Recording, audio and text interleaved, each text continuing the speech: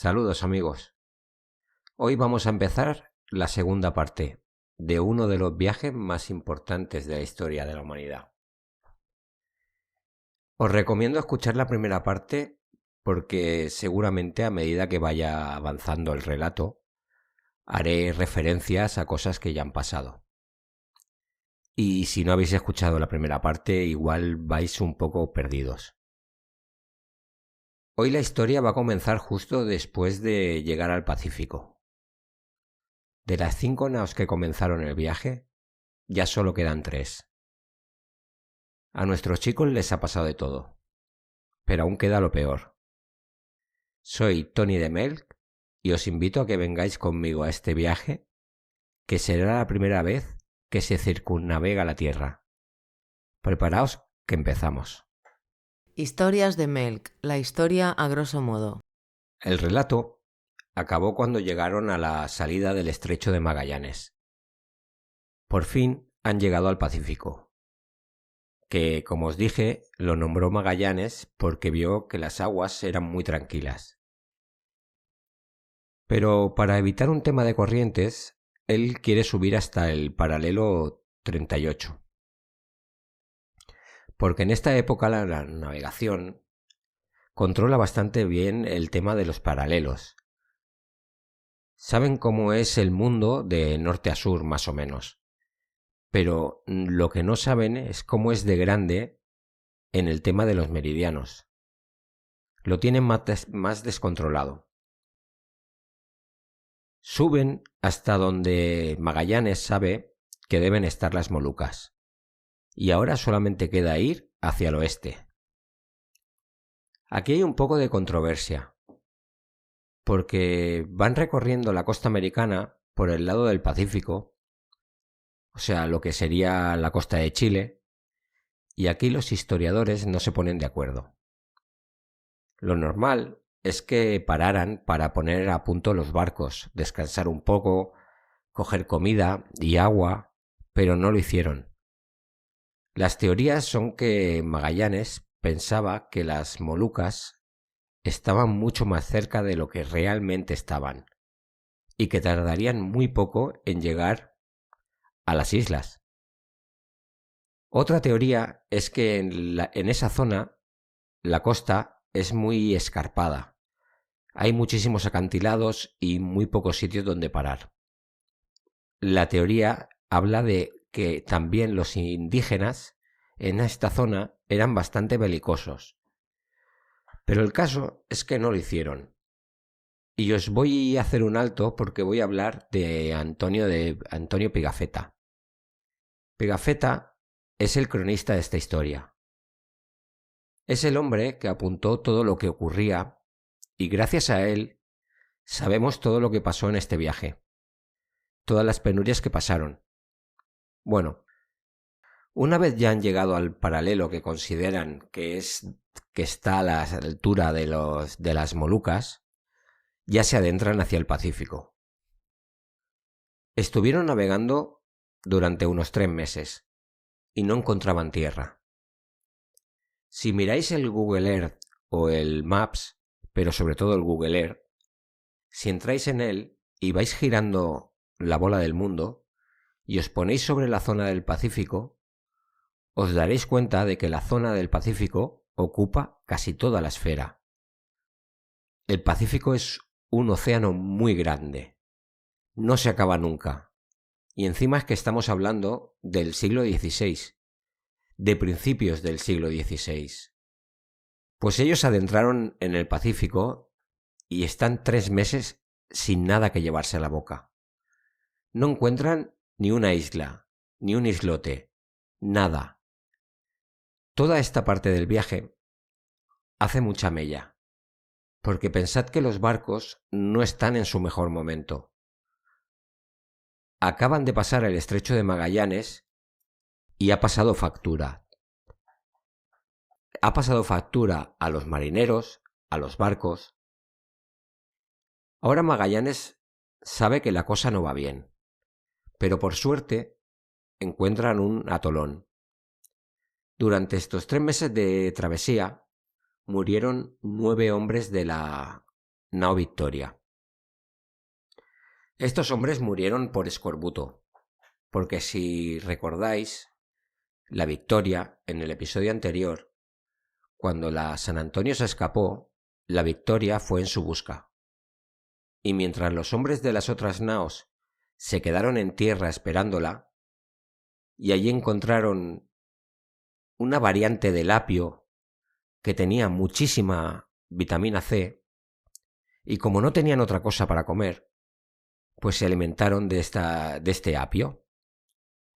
Y ellos, sin saberlo, se estaban proveyendo de muchísima vitamina C.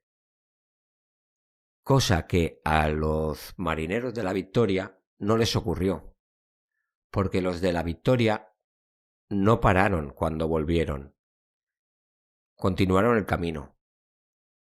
Pues debido a esta falta de vitamina C, entre los marineros de la Victoria, hubo muchísimos que cogieron escorbuto y murieron 9 de ellos. El escorbuto te inflama las encías, te las inflama y hace que sangren, te debilita los músculos, estás muy cansado y apenas puedes comer ni beber. Y al final acabas muriendo. El hambre que pasaron fue un hambre brutal, pero mejor que yo que os lo explique Pigafetta.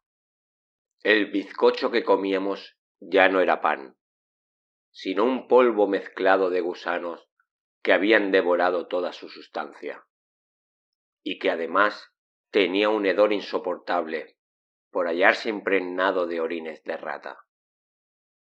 El agua que nos veíamos obligados a beber estaba igualmente podrida y hedionda.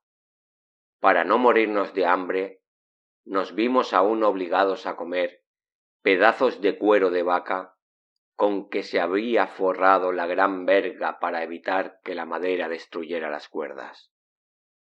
Este cuero, siempre expuesto al agua, al sol y a los vientos, estaba tan duro que era necesario sumergirlo durante 4 o 5 días en el mar para ablandarlo un poco.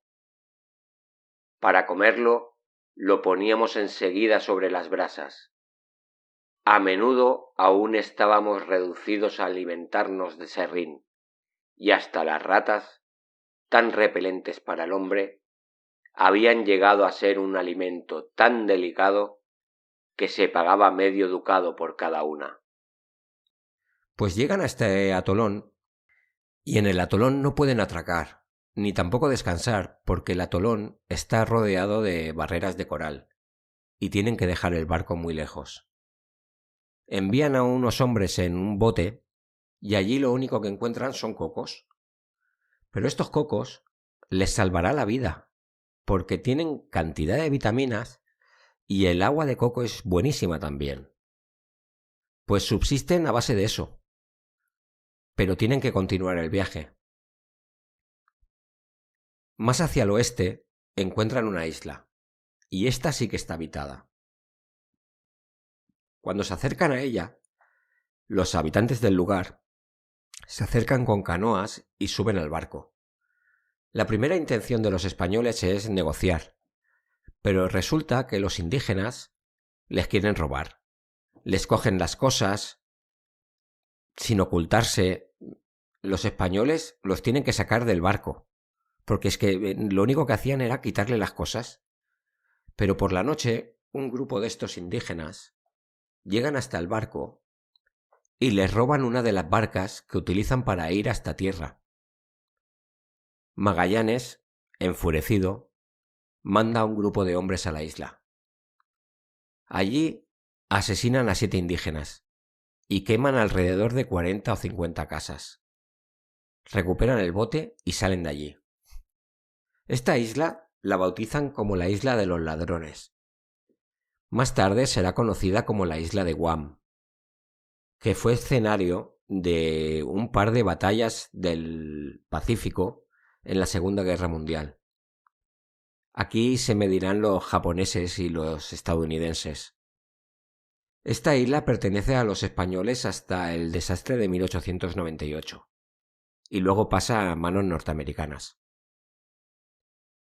Continúan el viaje y se dan cuenta de que han pasado el antimeridiano. Si nos ceñimos al Tratado de Tordesillas, Portugal es amo y señor de las Islas Molucas. Está en su lado. Magallanes, que le vendió al rey español, a Carlos I, que las Islas Molucas estaban en el lado español, estaba equivocado. No estaban en el lado español, estaban en el lado portugués. Y a medida que avanzan, llegan hasta un gran archipiélago de islas. Magallanes a estas islas las bautiza como las Islas de San Lázaro. Estas islas son las Islas Filipinas, que se llaman así en honor al rey Felipe II, el hijo de Carlos I, el promotor del viaje. Bueno, llegan hasta la isla de Cebú. Y cuando bajan a la isla, se encontrarán con el rey de ella, que allí no es el rey, es el Rajá. Este rey es un pieza de mucho cuidado, ya lo veréis. Por cierto, el nombre de este rey o Rajá es Humabón. Magallanes organiza una misa con Humabón y Humabón está dispuesto a cristianizarse. De esta tribu que se encuentra Magallanes se bautizan unas 800 personas, entre ellas el propio Humabón y su mujer. Magallanes está súper contento, porque no sé por qué pasa esto, pero siempre los españoles de esta época tienen la manía de querer cristianizar a todo el mundo. Magallanes está muy contento, porque por fin tienen un poco de buena suerte en esta odisea. Humabón es uno de los caciques más importantes de las islas y tiene controlado más o menos a los otros reyezuelos, pero hay uno que no, hay uno que se resiste y se niega a ser bautizado. Magallanes le dice a Humabón que si quiere, él puede ir a por él. Al rey de Cebú se le abren los ojos. Le viene perfecto.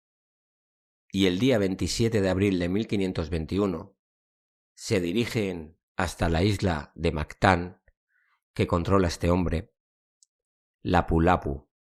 Esta isla tiene la particularidad de que no puedes fondear al lado de la costa. Y Magallanes, junto con otros 40 hombres, se dirigen hacia la isla en barcas y están preparados para la guerra. Probablemente Magallanes considera que esta gente son muy inferiores a los españoles.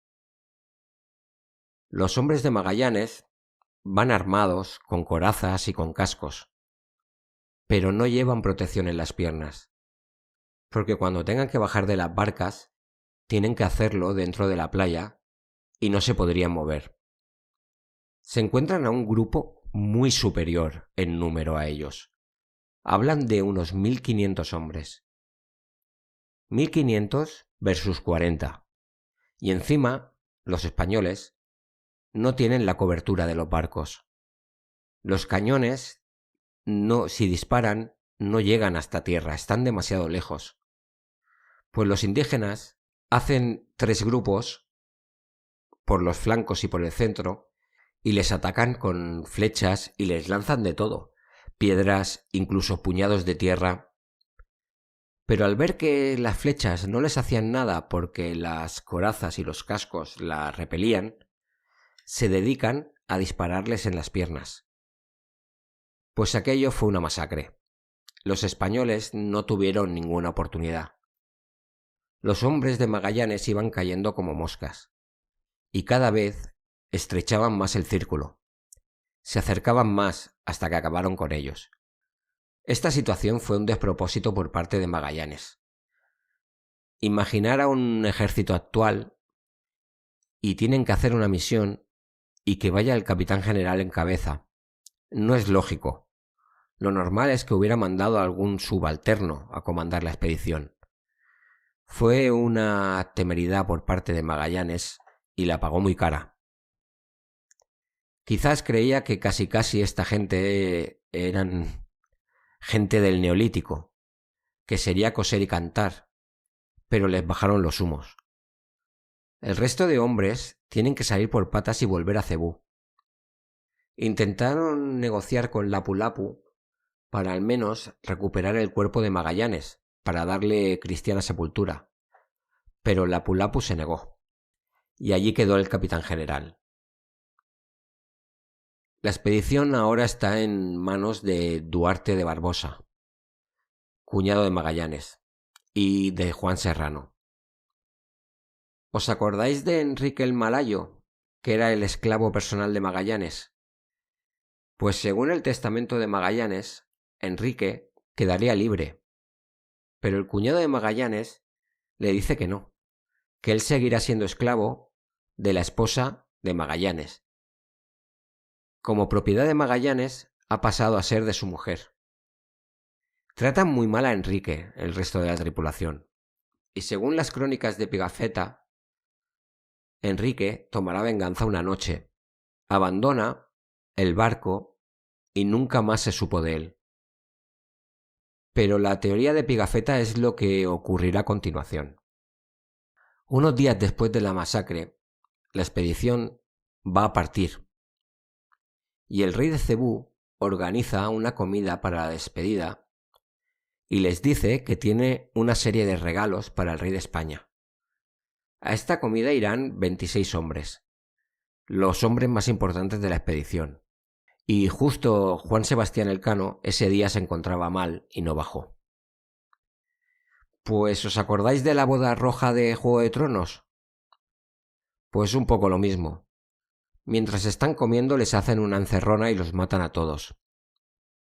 Según Pigafetta, esto fue una venganza personal de Enrique.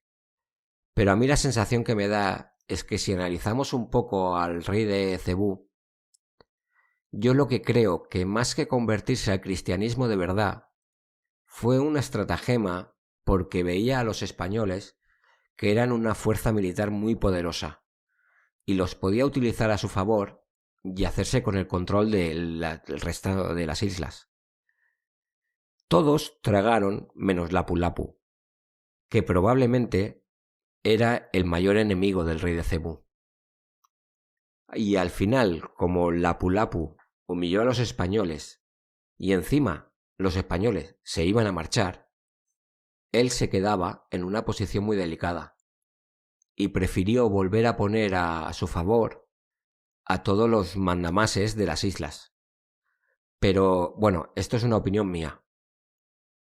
A los españoles que les hicieron la encerrona no los mataron a todos de golpe. Hubo algunos que los mantuvieron como esclavos y quisieron hacer un canje. Con Juan Serrano, uno de los principales hombres de la expedición, bueno, el segundo al mando, si os acordáis de él, Juan Serrano es el que se había mantenido fiel a Magallanes cuando hubo la rebelión del puerto de San Julián, y además siendo capitán de una de las naos. Pues los españoles estaban en los barcos y los que hoy son filipinos intentaban cambiar a Juan Serrano por piezas de artillería. Y aquí he encontrado dos versiones muy distintas de lo que ocurrió con Juan Serrano. En la primera versión, Juan Serrano le dice a los españoles que se marchen, que no lo intercambien con estos traidores y se marchen. Y en la otra versión es todo lo contrario. Suplicaba que lo intercambiaran, pero el capitán de la nao dijo que no, y se marcharon. La verdad es que las dos versiones son la noche y el día. Pero sea lo que sea, aquí es cuando acaba la historia de Juan Serrano. Los españoles, una vez se marcharon, tuvieron que destruir la Concepción porque no tenían hombres suficientes para gobernar los 3 barcos. De los 250 hombres que empezaron, quedan 113. Van navegando hacia el sur y llegan a la isla de Borneo, hoy Indonesia, al sultanato de Brunei. Aquí se dan cuenta de que aquí la gente es diferente, son más civilizados.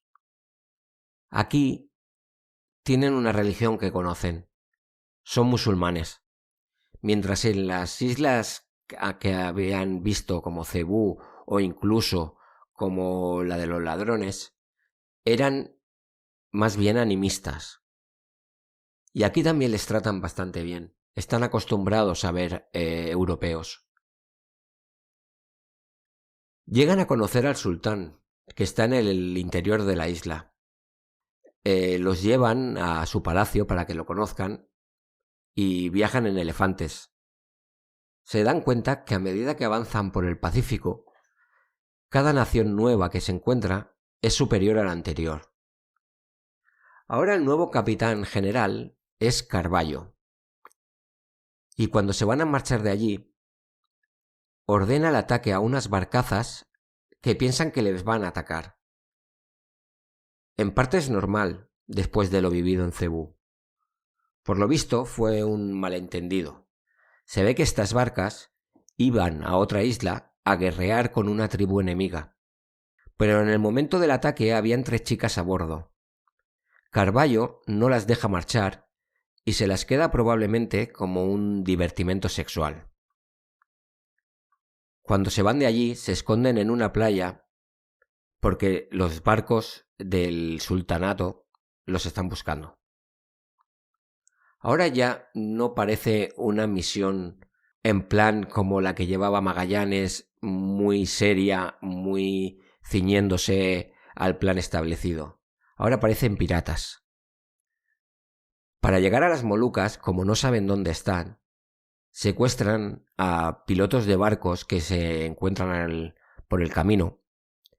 Podemos hablar de pescadores, para que los guíen hasta las islas, a las Molucas. Y al final lo consiguen. Pero la situación es bastante insostenible con el capitán, con Carballo, y lo deponen. Recordad que solo quedan 2 naves. Pues el nuevo capitán general será Espinosa y estará al mando de la Trinidad. Y la Victoria hacen capitán, que será el segundo en la expedición, a Juan Sebastián Elcano. Por fin, ha llegado Juan Sebastián Elcano. Elcano nació en Guetaria en 1486. Tuvo 2 hijos y estaba casado. Pero por lo visto eran hijos de mujeres distintas. Elcano, antes de todo esto, estuvo luchando en el Mediterráneo. Era un marino experimentado, pero había cometido un delito. Tuvo que vender su barco a unos extranjeros porque la corona no le pagaba y se había quedado sin dinero. Y al vender el barco había cometido este delito. El delito, esta falta, se la perdonaron una vez acabó el viaje que os estoy explicando. Pues llegan a las Molucas el día 7 de noviembre de 1521. Y en las Molucas están acostumbrados a los occidentales y se dedican a negociar. Allí, cuando llegan los españoles, se dedican a comprar clavo, que es lo que venían a buscar, el clavo de olor. Y venden todo lo que tienen. Pero cuando digo todo, es todo. Llenan los barcos hasta los topes de clavo. Es que lo venden todo, hasta sus propios zapatos. No les queda nada. Donde hay un hueco en el barco, allí meten clavo. Ahora ya han conseguido lo más importante del viaje. Pero ahora hay que volver a España. Los barcos están fatal, pero pueden intentar arreglarlos. Pero más bien hacen lo que pueden. Tienen que decidir cómo lo van a hacer para volver a casa. En teoría, deberían volver por el Pacífico. Pero es un viaje muy complicado y entonces toman la decisión de dividirse. La Trinidad volverá por el Pacífico, haciendo el viaje inverso al que han hecho. Y la Victoria irá por el Índico, bordeará África y llegará a España. Pero como ya os comenté en el episodio anterior, el Índico y el Atlántico son portugueses. Y los portugueses saben que hay españoles que quieren llegar a las Molucas, y tarde o temprano se enterarán. Tienen que partir pronto porque en cualquier momento pueden llegar los portugueses y detenerlos. Entonces deciden eso. La Victoria con Elcano como capitán se irá por el Índico. Pero no pueden parar en ningún puerto, porque todos los puertos son portugueses. Entonces no pueden tocar tierra ni que les vean. Por lo tanto, irán lo más al sur posible. Sale la Victoria en dirección suroeste y por muy poquito no descubrirán Australia porque pasaron bastante cerca. Cruzan el Índico en dirección África, pero como os he dicho no se pueden acercar a las costas y en este camino no hay islas. Es mar, mar, mar y cuanto más al sur, peor clima. Tardan unos meses en llegar a la zona del Cabo de Buena Esperanza, que es la zona más al sur de África. Aquí se juntan el Atlántico y el Índico, y es uno de los sitios más peligrosos para la navegación. Hay una vieja tradición marinera que de aquel que cruzara el Cabo de Buena Esperanza se ponía un pendiente en la oreja izquierda. Pues cuando veáis una película de piratas y si uno lleva pendiente en la izquierda, en la oreja, significa eso, que cruzó el Cabo de Buena Esperanza, o de las Tormentas, como también se le conocía. La tripulación de la Victoria están aguantando y aguantando, buscando el momento propicio, ya que el barco, debido a las tormentas y a la mala mar, está en un estado bastante lamentable.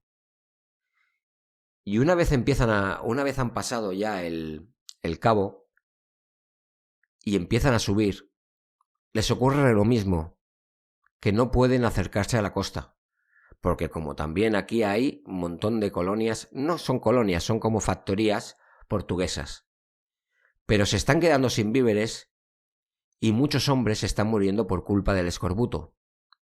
Según Pigafetta, cada día muere un hombre. La intención es llegar directamente a las Islas Canarias y después a España, pero están viendo que es imposible, que no llegarán, y solo les queda una solución. Es que a mitad de camino se encuentran las islas de Cabo Verde, que esta sí que es una colonia portuguesa. Tendrán que hacer alguna estratagema para poder arribar allí y no despertar sospechas. Es la única opción si quieren sobrevivir. Trazan un plan. El plan consiste en decir que vienen de América y que una tormenta los ha desviado y han estado a punto de naufragar. Es una estrategia arriesgada, pero no les queda otra. El 9 de julio de 1522 llegan a duras penas a Cabo Verde y envían una barca con 12 hombres. ¿Y qué tienen para poder negociar y pedir víveres? Lo único que tienen es clavo. Cuando llegan a Cabo Verde, los hombres son detenidos, porque tampoco hay que pensar demasiado. El clavo solo crece en las Islas Molucas. En América no hay. Por lo tanto, estos son los hombres de la expedición que llevan tanto tiempo buscando los portugueses.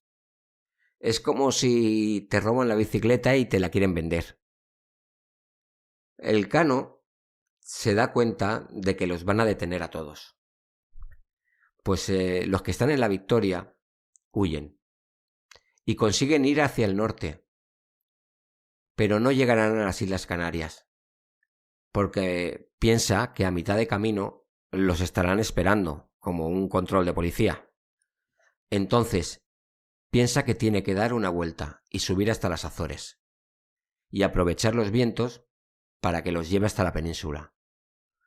Aquí, Elcano demostró ser un gran piloto, porque con el cascajo de barco que llevaba pudo dar esquinazo a los portugueses.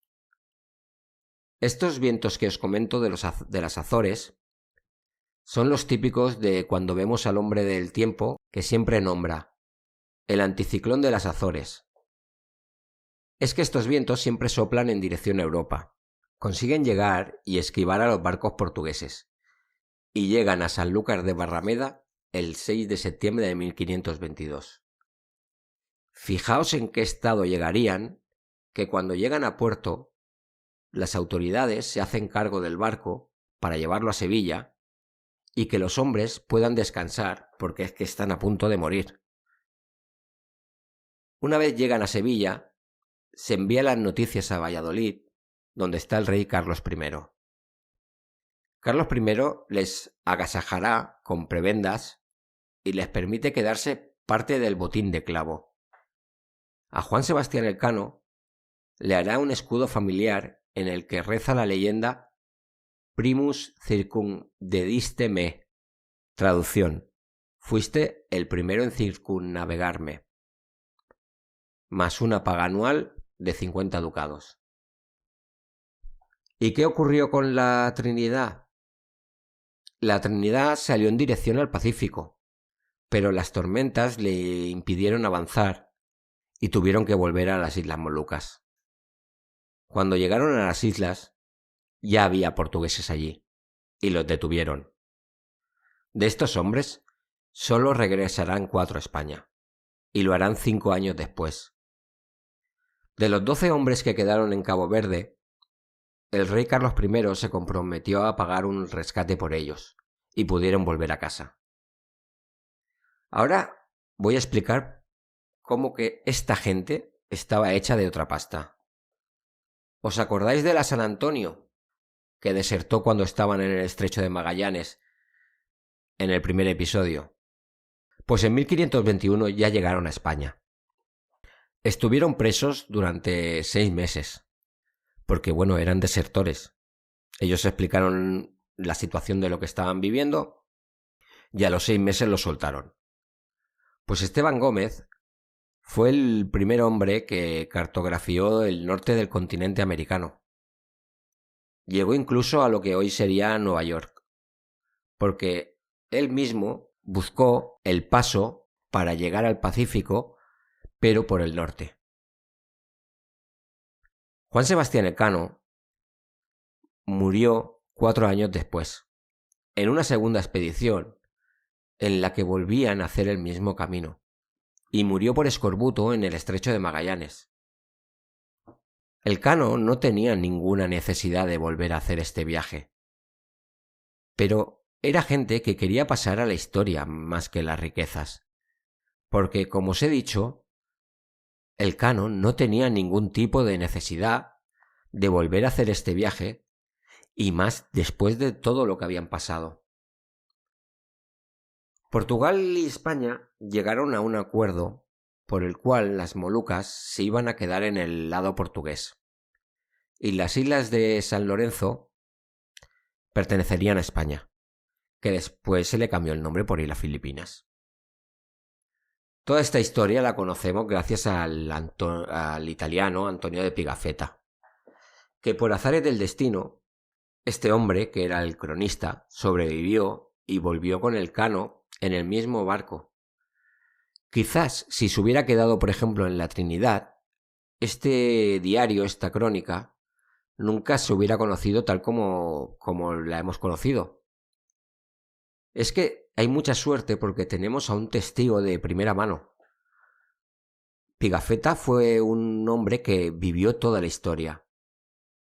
Y quizás si hubiera caído en manos portuguesas, quién sabe qué hubiera pasado con su relato.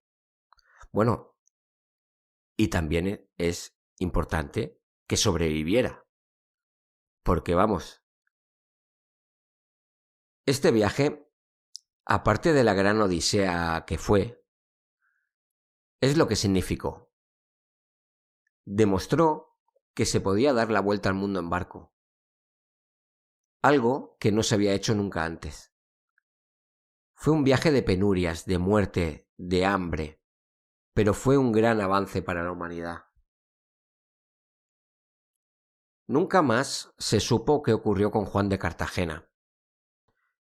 Nunca se supo qué ocurrió con el cuerpo de Magallanes. Y nunca se supo qué ocurrió con Enrique el Malayo. Fue un viaje de 3 años y recorrieron casi 70.000 kilómetros.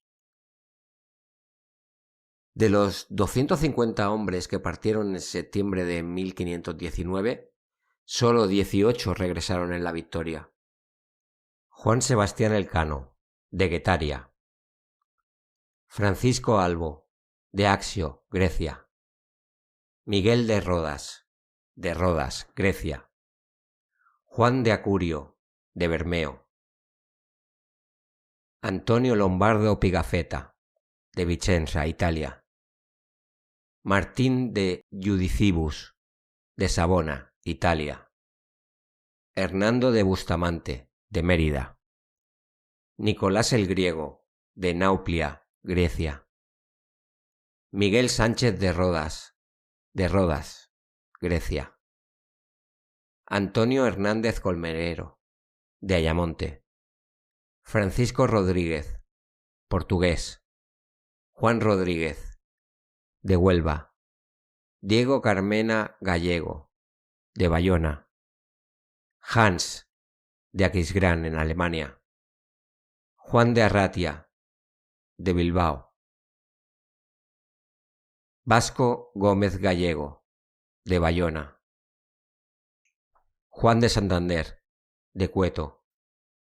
Y Juan de Zubileta, de Baracaldo. Estos fueron los 18 hombres que volvieron en la primera vuelta al mundo. En Twitter, @melcaniano, con K. La verdad es que fue una aventura alucinante, en la que vivieron de todo.